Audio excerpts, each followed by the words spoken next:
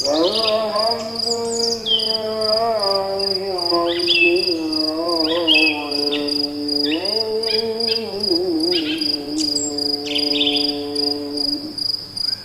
nanti habis dari situ nih, yang bapak-bapak nih dengan kondisi banyak makan tepung zaman sekarang, mulai sekarang salah satu saran saya untuk memboost up testosteron pada laki-laki itu ada dua tumbuhan yang Anda makan, atau mungkin ada dua ciptaan Allah untuk yang Anda makan. Yang pertama habatus sauda, yang kedua kunyit. Nanti dibikin ya, ibu-ibu bikinnya bapaknya habatus sauda sama kunyit. Kunyit di slice, dipotong-potong gitu, kasih air panas, buka kapsul habatus sauda, masukin ke situ, kasih madu. Itu insya Allah akan memboost up testosteronnya, membuat testosteronnya membaik kembali lah. Ditambah lagi dengan apa? Ditambah lagi dengan puasa. Bagusnya, yang pernah saya baca ada seorang profesor mengatakan kalau laki-laki itu mau memboost up itu maksudnya menaikkan kadar testosteronnya, puasanya 24 jam. Puasa 24 jam ini maksudnya apa? Makan, kita puasa sunnah biasa aja, oke?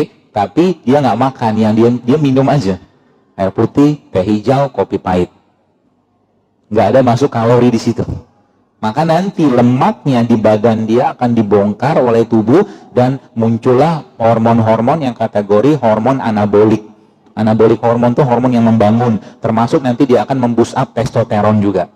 Jadi laki-laki itu obat kuatnya adalah hidup sehat. Obat kuatnya tanda kutip ya. Kemarin saya ngisi di daerah Penggilingan, itu salah satu panitia itu cerita ke saya, dokter, benar sih kata dokter, dia bilang, kenapa setelah saya kurangi ini, makan ini, saya stop, ternyata Masya Allah tiap hari bergairahnya luar biasa, kata beliau. Tiap hari loh. Sampai katanya isinya kelabakan melayani dia. Ibu-ibu, ya, kalau Anda mau bisa melayani suami dengan baik, salah satu caranya adalah khitan. Khitan wanita.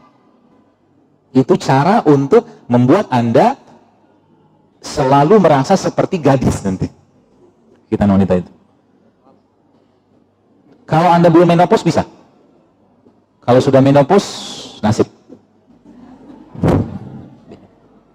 Bahkan saya ketemu dengan seorang ibu-ibu, subhanallah, ibu ini sudah menopause, tapi dia cerita ke saya kita karena udah deket gitu kan. Dia cerita ke saya, kemampuan dia dalam melayani suami masih seperti gadis. Luar biasa kan? Ya nggak kayak orang zaman sekarang, karena kebanyakan tepung, kebanyakan gula, kebanyakan lemak. Yang laki-laki ketika melayani istrinya, baru sebentar mulai, udah bang. Gitu, nggak boleh gitu. Karena itu bagian dari sedekah. Ya Bapak ya. Jadi kalau minum zam-zam nanti minta sama Allah, ya Allah, jadikan zam-zam yang kuminum ini bisa menguatkan ya diriku untuk melayani istriku lebih baik. Oh gitu, keren doanya. Jangan minum zam-zam tak rezeki, jodoh itu doang, nggak ada perubahan. Ulama-ulama jadul kalau minum zam-zam mereka mintanya apa? Salah satu ulama, saya lupa nama siapa tuh, dia katakan kalau dia minum zam-zam dia minta sama Allah, semoga dengan zam-zam yang kuminum ini, dia bilang, engkau menghilangkan dahagaku di padang mahsyar. Jauh banget ke depan mintanya. Ya, beberapa ulama-ulama itu ketika minum zam-zam mintanya apa? Ya Allah, mudahkan hafalan Qur'anku, jadikan aku ulamanya umat, matikan aku dalam husnul khotimah. Karena zam-zam seperti apa yang kita niatkan. Gitu loh. Apalagi kalau mau detox dengan menggunakan dua tumbuhan itu, zam-zam sama kurma. Nabi pernah mencontohkan dalam 1 bulan ya, Rasulullah SAW hanya makan kurma sama zam-zam. Ya, makan kurma sama minum zam-zam.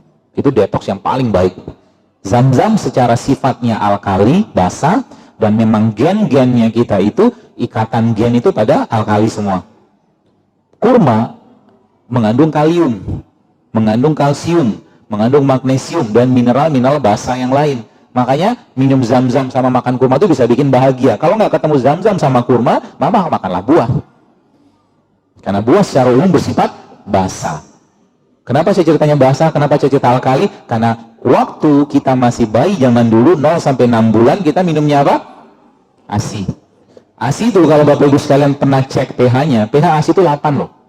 Sama kayak zam-zam. pH ASI itu kalau dicek itu 8,2 kalau saya pernah cek itu. Teman bukan saya. Jadi sama kayak air zam-zam. Jadi kalau mau sehat maka ya bukan minum ASI sih. Kalau mau sehat maka minumlah air seperti ASI atau air zam-zam. Kalau nggak ketemu ASI atau zam-zam, mama akan makanlah buah. Ya. Kurangi makan daging mulai sekarang. Daging boleh kita makan tiap hari. Kalau saya sih tidak menyarankan ya, makan daging ya tiap hari kalau saran saya. Karena dalam daging itu ada namanya nitrosamin.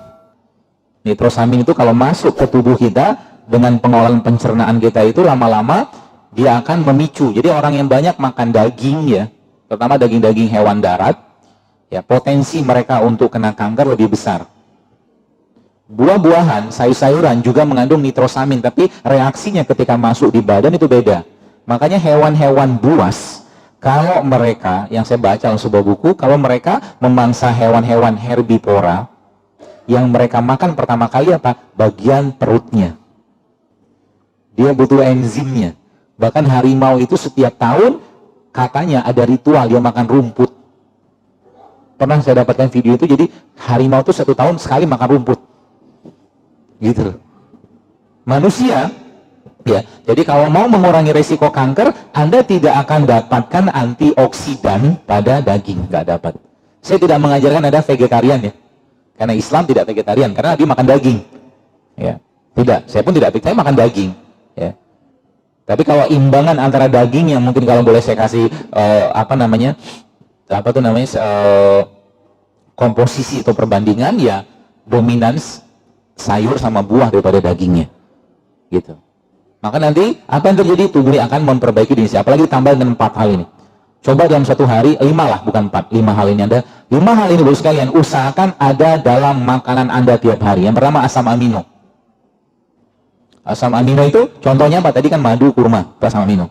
Yang kedua apa? Probiotik. Ya, nanti probiotik ini Tabib Roci ini sahabat saya, nanti beliau mungkin sedikit banyak akan cerita apa manfaatnya buat anak-anak.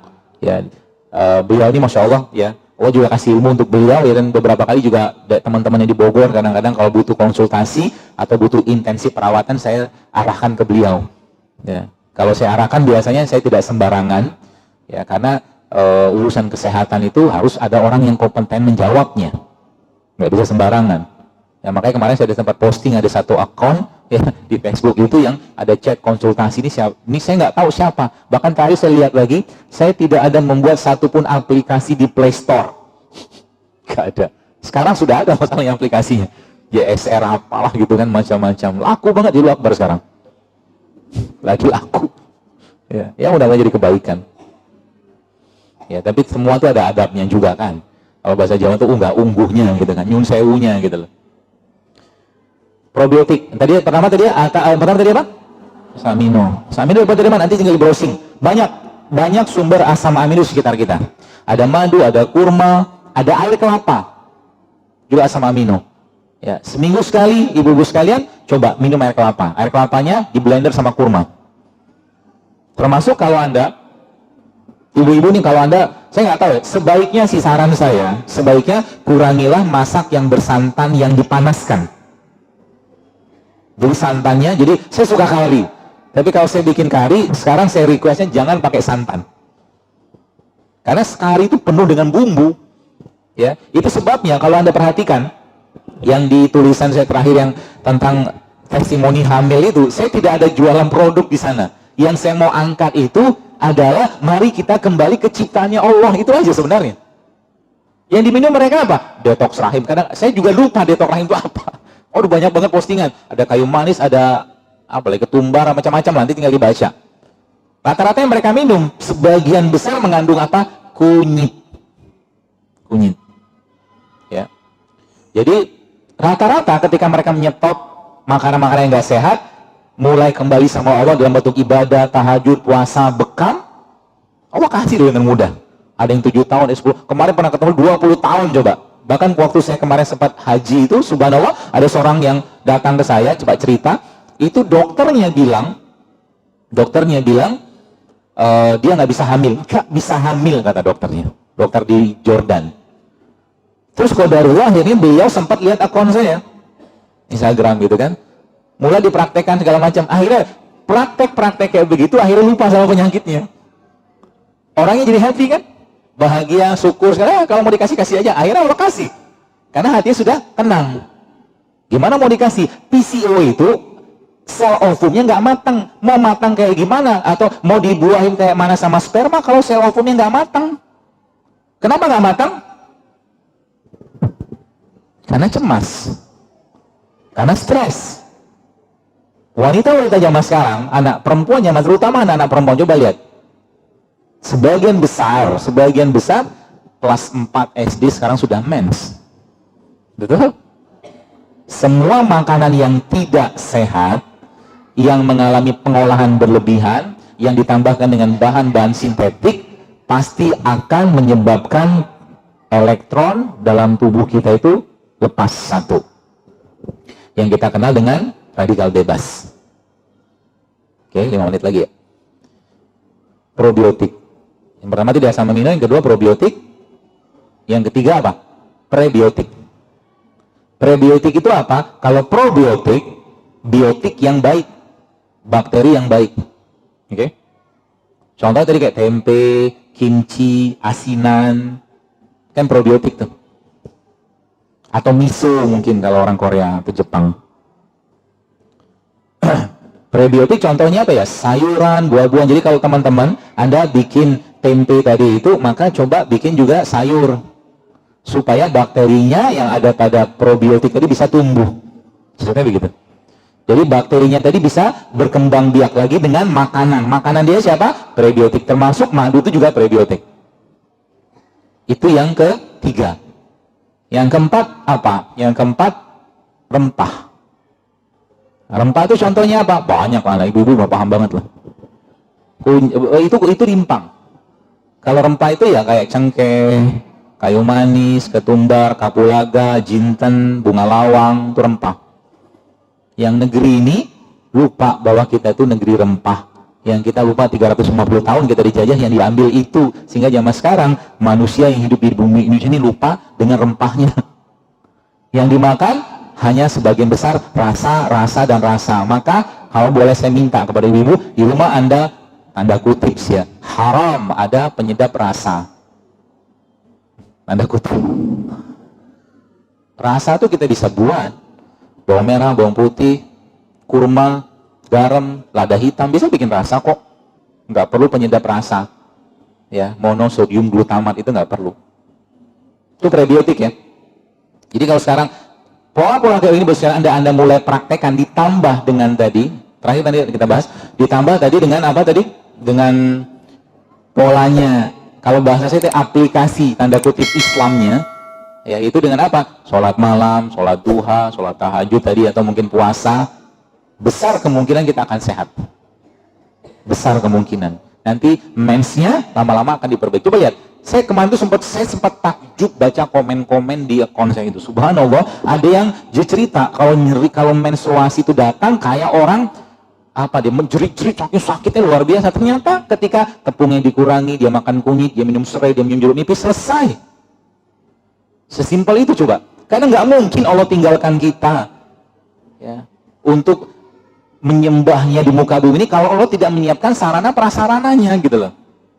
Jadi Indonesia ini kalau boleh saya katakan, ya kita harus jujur akui, kita apa ya, manusia yang kurang bersyukur dengan rempah dan rimpang yang Allah ciptakan untuk negeri ini. Saya bisa bayangkan kalau seandainya rakyat Indonesia tiap hari makan rempah, tiap hari makan rimpang, nggak banyak makan yang nggak sehatnya, Indonesia harusnya jadi negara yang bebas kanker harusnya. Karena semua jenis rimpang-rimpangan itu anti kanker semua sebagian besar. Apalagi tambah dengan rempah. Kita cerita diabetes, kurang kuat apa kayu manis untuk menurunkan gula darah? Kayu manis itu kuat sekali. Makanya bagi Anda yang infus ya, infus water pakai kayu manis, hati-hati. Ada potensi untuk hipoglikemik. Hipoglikemik itu gulanya turun. Kalau hipoglikemik maka keliengan. Buah-buahan, kalau Anda ngimpus buah-buahan, hati-hati karena buah-buahan itu cenderungnya dingin.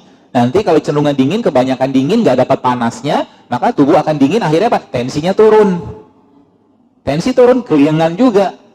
Maka sering saya sampaikan, lebih baik diselang-seling. Rempah, rimpang, sayur, buah, rempah, rimpang, dikit-dikit aja, nggak usah banyak-banyak gitu loh. Ya. Boleh Anda seduh atau boleh Anda infus kayak begitu. Prebiotik. Jadi tadi apa? Pertama asam amino, yang kedua probiotik, Prebiotik, rempah, terakhir rimpang. Rimpang itu apa? Rimpang itu tumbuhan yang batangnya ada di tanah. Itu definisinya lah kurang lebih. Nanti lihat di dalam kurang lebih singkat saya itu. Jadi rempah itu, rimpang itu adalah tumbuhan yang dia punya batang, tumbuhnya dalam tanah. Yang ada di atas sampai daunnya kan? Kalau kita lihat kayak kunyit gitu kan? Disitulah sebenarnya, kalau bahasa saya menggunakan pepatah, di mana bumi dipijak, di situ langit dijunjung. Indonesia itu kaya dengan itu. Apalagi kalau Anda dapatkan rimpang-rimpang yang tumbuhnya di bawah kaki-kaki gunung aktif. Itu kandungan gizinya itu jauh luar biasa, Bapak sekalian. Ya. Banyak kan, contohnya apa? Ya kunyit, ya jahe, ya lengkuas, ya kencur, ya temulawak, banyak banget. Ya, itulah obatnya kita. Makanya orang tua kita zaman dulu yang minum begituan awet. Anaknya banyak. Gampang melahirkan. Gitu loh. Pagi-pagi mereka makan ubi rebus, singkong. Kayak orang-orang Jawa Barat, orang Bogor ya lah. Ya zaman dulu ya. Jahe, ya, dia minum jahe, wedang, gitu-gitulah yang sederhana gitu loh. Gak banyak minyak, gak banyak lemak. Dari minyak-minyakan tadi gak banyak gula. Tehnya tawar, minumannya pagi-pagi, makanan pagi-pagi, makan makanan yang tanpa minyak, rebus-rebusan gitu loh. Terbukti kan? Anaknya banyak. Gampang lahiran. Nggak ada cerita episode menstruasi jerit-jerit karena kesakitan. Mana ada ceritanya ibu kita zaman dulu. Karena makanannya sehat. Jadi makan gitu-gitu terus gitu kan. Jadi nggak ada ceritanya. Ya, nggak ada ceritanya. Jadi kalau Anda tanya sama saya, kunyit itu aman nggak? Kalau Anda tanya sama saya itu, ya, tolong lihat dari zaman dulu Indonesia kenal dengan jamu, adakah orang keracunan kunyit? Itu. Terus Anda lihat lagi, banyak nggak zaman sekarang orang keracunan atau alergi antibiotik? Pertanyaannya, yang menciptakan kunyit siapa? Yang menciptakan, bukan menciptakan, yang membuat antibiotik siapa? Manusia. Orang zaman sekarang mempertanyakan ciptaannya Allah. Ini masalah. Tapi dia nggak tanya betapa banyak kasus-kasus sekarang. Anda bisa dapatkan datanya kok. Autoimun dipicu oleh obat-obatan. Saya bukan anti obat. Pakailah kalau memang mendesak dan perlu. Tapi kalau tidak, kembalilah apa-apa yang Allah ciptakan, gitu loh. Karena kita makhluk ciptaannya Allah. Kita bukan makhluk bikinan pabrik. Kalau Anda lagi batuk pilek, nggak perlu dekongestan, nggak perlu pseudoephedrine, jahe, kunyit, katakanlah mungkin bunga lawang, itu banyak sekali Bapak Ibu sekalian manfaatnya. Cengkeh, ya banyak sekali. Bahkan saya pernah bikin lagi flu gitu kan, ambil teh tubruk biasa gitu. Kalau pengen minum teh, masukin kapulaga, masukin bunga lawang, masukin cengkeh, masukin serai, minum, dekongestan juga. Gitu loh. Ribet mungkin bagi sebagian orang, tapi orang kalau sudah merasakan seninya, lebih baik kayak begituan daripada minum pseudoephedrine yang jantungnya berdebar. Kan obat-obatan flu begitu. Efek sampingnya. Bahkan barusan saya baca kemarin ada satu rilis penelitian itu, subhanallah, ternyata paracetamol yang dimakan oleh ibu-ibu dalam kondisi hamil terus-menerus banyak makan paracetamol, ternyata itu menjadi salah satu biang pemicunya anak autis. Paracetamol coba. Maka hati-hati dengan obat-obatan, bijak dengan obat-obatan. Kalau nggak perlu, jangan. Silakanlah tanya sama orang-orang farmasi itu. Ya. Saya nanti dibilangnya anti obat, bukan. Tapi mari kita bijak gitu loh. Kalau nggak penting jangan pakai. Maka mulai sekarang saran saya jangan sering-sering cheating. Supaya badannya lebih cepat menyerap ya produk-produk alami ketika sakit. Jadi lagi batuk pilek, lagi pusing, lagi demam, minum jahe, turun gitu loh. Nggak lama dibandingkan dengan orang yang memang hari-harinya nggak sehat badannya dengan makan-makan yang tidak sehat. Ini apa nih? Madu. Mau dibagi-bagi dong. Oh, dibagi-bagi. Oh, buat saya. Iya. Oh ya, Masya Allah. Antum aja nanti deh. Baik. Ada waktu untuk tanya jawab 5 menit. Gak banyak. Ada satu resep sebenarnya kalau Bapak Ibu mau buat. Saya kemarin sempat mencoba diskusi dengan teman. Sepertinya ini akan menjadi salah satu resep ultimate-nya rimpang. Isinya, jahe, kunyit. Jadi jahenya satu bagian, kunyitnya setengah bagian, lengkuasnya sepertiga bagian, dikit aja nggak usah banyak-banyak. Serehnya seperempat atau seperlima bagian. Kebayang? Kalau saya mengatakan satu bagian, kalau jahenya 10 gram, maka kunyitnya 5 gram. Itu bahasanya. Jahenya satu bagian, kunyitnya setengah bagian, lengkuasnya sepertiga bagian, serehnya seperempat atau seperlima, dikit aja. Dikasih air panas biasa sampai dia keluar aromanya, nggak perlu mendidih. Lalu disaring, tunggu agak hangat, lalu Anda peras jeruk nipis ke situ. Setelah diperas jeruk nipis itu, Anda blender mereka tadi sama kurma, di blender. Ya. Ini kemarin sempat saya pikir-pikir ini kayak kaya gitu kan, ala-ala saya aja, tanda kutip tuh kayak stem cell gitu loh. Dia bisa memperbaiki sel kita. Ya, karena ada asam aminonya komplit, ada jahenya, ada lengkuasnya, ada serai, ada komplit semua di situ. Bisa dibikin. Kalau ada mau jual tuh bagus tuh kan buat jualan. Dikasih kurma ya. Ampasnya buat dibalurin ke badan, di blender, ya. Jadi dia kayak serbuk gitu, nanti dibalurin yang psoriasis, yang biduran, yang botak, seperti itu, yang ubanan, seperti itu, ya, ya. Buat ngalusin kulit, banyak banget rimpang manfaatnya.